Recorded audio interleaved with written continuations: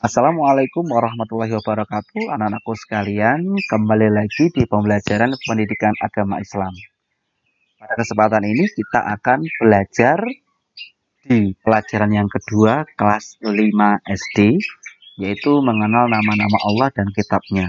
Tapi sebelum itu, mari kita berdoa terlebih dahulu agar pembelajaran yang akan kalian dapat ini dimudahkan oleh Allah dan menjadi berkah manfaat di dunia sampai akhir. Bismillahirrahmanirrahim. Raditu billahi robba wa bil islami dina wa bi Muhammadin nabiyya wa rasula. Rabbi zidni ilma warzuqni fahma. Amin ya rabbal alamin. Terima kasih. Baik anak-anakku sekalian, kita mulai belajar, yaitu mengenal nama-nama Allah dan kitabnya. Anak-anakku sekalian, Allah Subhanahu wa taala memiliki 99 nama. Ya, yang sering kalian hafalkan atau lafalkan ketika saat sedang memulai pembelajaran, ya. Pada pembelajaran ini yang akan dikemukakan hanya 4, yaitu Asmaul Husna, Al-Mumit, Al-Hayyu, Al-Qayyum, dan Al-Ahad. Mari mengenal Allah Subhanahu wa taala. Kita mengenal Allah Subhanahu wa taala yaitu melalui Asmaul Husna. Ya, sudah menjadi kebiasaan apabila kita ingin mengenal sesuatu, misalnya mengenali orang, hewan, tumbuhan, dan benda alam lainnya. Yang pertama ditanyakan adalah namanya. Melalui nama itu kita mengenal sesuatu. Demikian juga halnya Tuhan. Siapakah Tuhan? Nah, agama Islam menyebutnya Allah Subhanahu wa taala. Untuk mengenal lebih jauh siapa Allah Subhanahu wa taala, jawabannya ada pada Asmaul Husna. Oleh karena itu, Allah Subhanahu wa taala mewahyukan namanya pada manusia melalui kitab suci Al-Qur'an. Di sana disebutkan nama-nama Allah sebanyak 99 nama atau disebut dengan Asmaul Husna, yaitu nama-nama yang baik dan indah. Asmaul Husna, nama-nama baik dan indah yang dimiliki Allah tentunya. Tapi dalam pembelajaran ini kita akan dibatasi hanya 4 Asmaul Husna, yaitu Al-Mumit, Al-Hayyu, Al-Qayyum, dan Al-Ahad. Yang pertama kita akan mengenal nama Allah yaitu Al-Mumit. Artinya yaitu Maha Mematikan.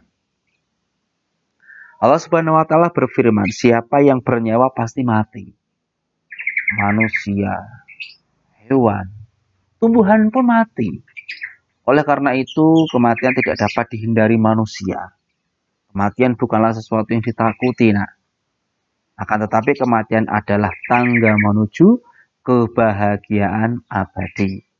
Ya, maka kita sempatkan diri kita, sempat sehat, sempat untuk belajar, sempat untuk beramal, maka gunakanlah waktu itu dengan baik agar kita mendapatkan bekal menuju ke surganya Allah Subhanahu wa taala. Kita ingin bahagia, maka kita ikuti perintah Allah dan Rasulnya. Misalnya rajin sholat, rajin membaca Al-Quran, rajin belajar, serta patuh dan hormat kepada orang tua dan guru. Kemudian jauhi yang dilarang oleh Allah dan juga Rasulnya. Misalnya ya, mencuri, berkelahi, menyakiti orang lain. Selain itu, biasakan berdoa kepada Allah. Ya Allah, ya Mumit, wahai Tuhan yang Maha Mematikan, matikanlah kami nanti dalam keadaan husnul khotimah, keadaan yang baik. Ya, Al-Hayyu, nak. Al-Hayyu mengandung arti bahwa Allah Subhanahu wa taala hidup kekal selamanya. Selamanya tidak akan musnah, tidak akan apalagi mati. Yang memberi hidup makhluknya, manusia, hewan, tumbuhan, atau makhluk-makhluk yang lain, diberikan hidup, yaitu dari Allah. Hidup atau mati ada di dalam kekuasaan Allah Subhanahu wa taala. Tidak ada seorang pun, tidak ada satu makhluk pun yang menolak kematian. Apapun Allah akan dapat mengambilnya. Beberapa banyak orang yang sedang mengalami sakit berat, tapi Allah masih berkehendak memberikan kesempatan untuk hidup. Mungkin kalian tahu yang namanya mati suri ya. 4 menit meninggal, sudah jelas dinyatakan meninggal, 4 menit kemudian hidup lagi. Ya. Sebaliknya, sering kita melihat orang tidak sakit, kondisi keadaan sehat walafiat, tiba-tiba saja terdengar sudah meninggal dunia. Ada alik saya sehat bugar, ya, kemudian istirahat malam, tidur pagi, subuhan, habis subuhan kemudian setelah itu beliau bersantai, tiba-tiba meninggal. Ya, ini kejadian asli. Nah, penyebabnya bermacam-macam. Ada yang sakit jantung, ya, terjatuh, tabrakan, atau tertabrak, tenggelam, tertembak, kita juga nggak tahu. Ya, dan sebagainya. Nah, berdoalah kepada Allah. Nah. Ya Allah, ya Hayyu, wahai Tuhan yang Maha Hidup, hidupilah kami dalam keselamatan dan kemanfaatan. Gitu. Ya. Hidup atau mati ada di dalam kekuasaan Allah. Bagaimana sikap dan perilaku kita dalam hidup atau kehidupan? Tugas manusia adalah memelihara kehidupan dan mencari rezeki yang sudah disediakan oleh Allah. Seperti memelihara diri sendiri, yaitu dengan cara memakan dan meminum secara teratur, jangan berlebihan, dan selalu memelihara kebersihan agar tetap sehat ya, nah. Apalagi di masa sekarang, masa pandemi COVID-19 yang kita tidak tahu, mungkin depan, di belakang, di samping, atau di sekitar kita ada virus tersebut, maka kita harus menjaga kesehatan, ya, meningkatkan imunitas tubuh dengan makan makanan yang sehat dan juga berolahraga, ya,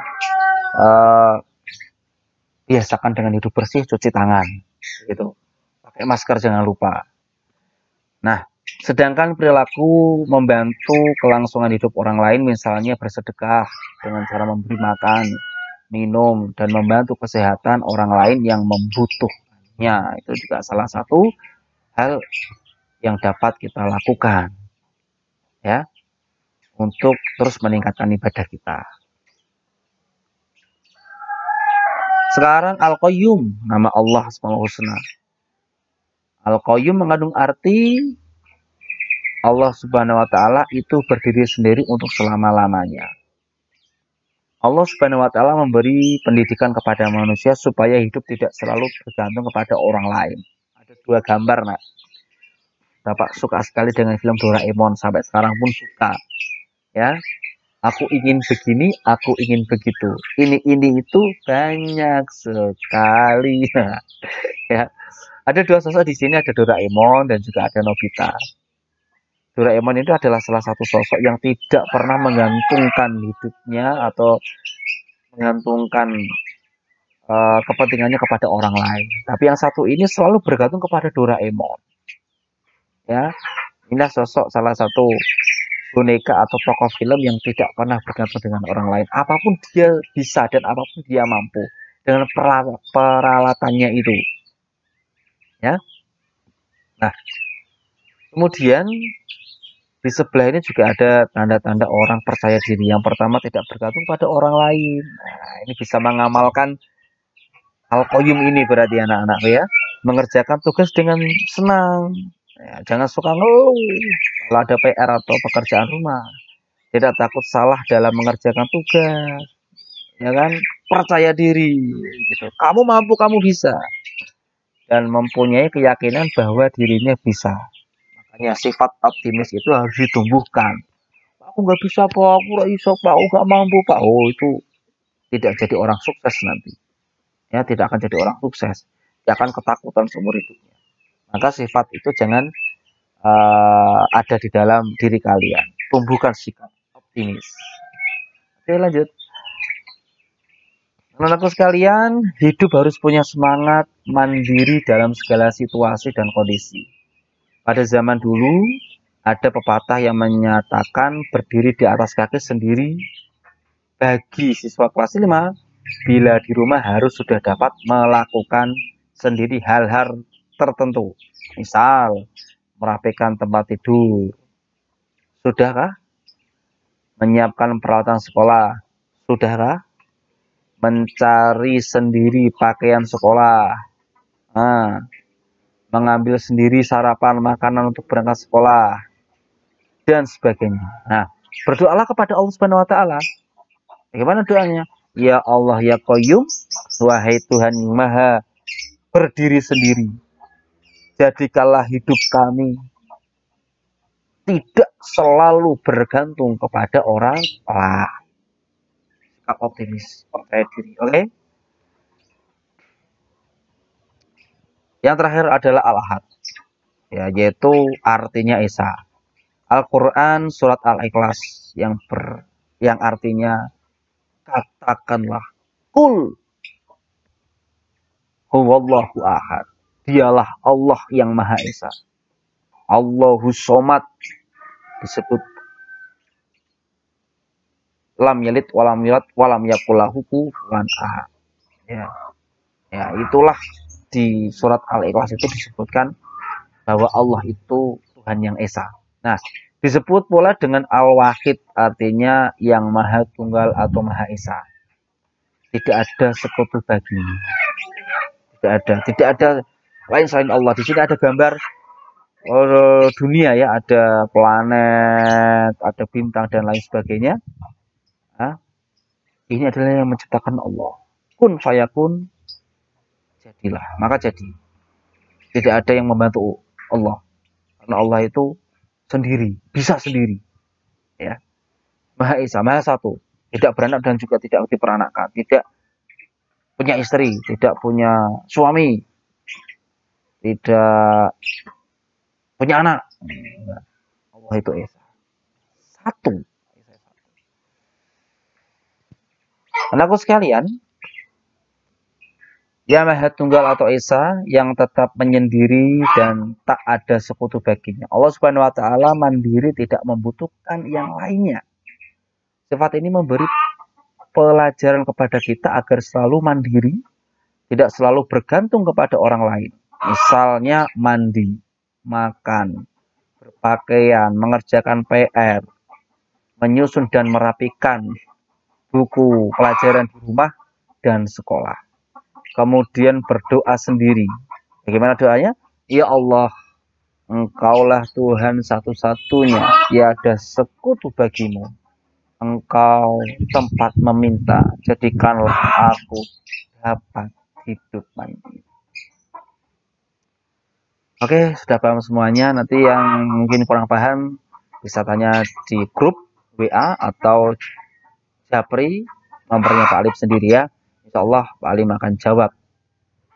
Jika nanti ada kesalahan keluar mohon diingat. Ya, oke. Ayo mari berlatih. Jawablah pertanyaan-pertanyaan berikut dengan benar dan jelas. Setelah membaca materi pelajaran kedua di atas, lakukan hal-hal berikut. Yang pertama, jelaskan pengertian mengenal Allah Subhanahu wa taala melalui Asmaul Husna. Yang kedua, apa yang dimaksud dengan Al-Mumit, jelaskan. Apa yang dimaksud dengan Al-Hayyu, jelaskan. Dan apa yang dimaksud dengan Al-Qayyum, jelaskan. Yang terakhir, apa yang dimaksud dengan Al-Ahad, jelaskan. Yakin kalian mampu dan bisa kalau benar-benar menyimak dan belajar. Buku paket yang sudah kalian bawa dan juga buku lembar kerja yang sudah kalian bawa, mohon disimak, dipelajari, dibaca, ya. Insya Allah kalian akan mampu dan bisa untuk menjawab soal-soal yang sudah tersedia ini. Anakku sekalian, demikian ya pembelajaran yang dapat Bapak sampaikan. Semoga mendapatkan berkah, manfaat, fitnah wal akhirah. Mari kita tutup pembelajaran pada kali ini dengan pembacaan hamdalah bersama-sama. Alhamdulillahirabbil alamin. Wassalamualaikum warahmatullahi wabarakatuh.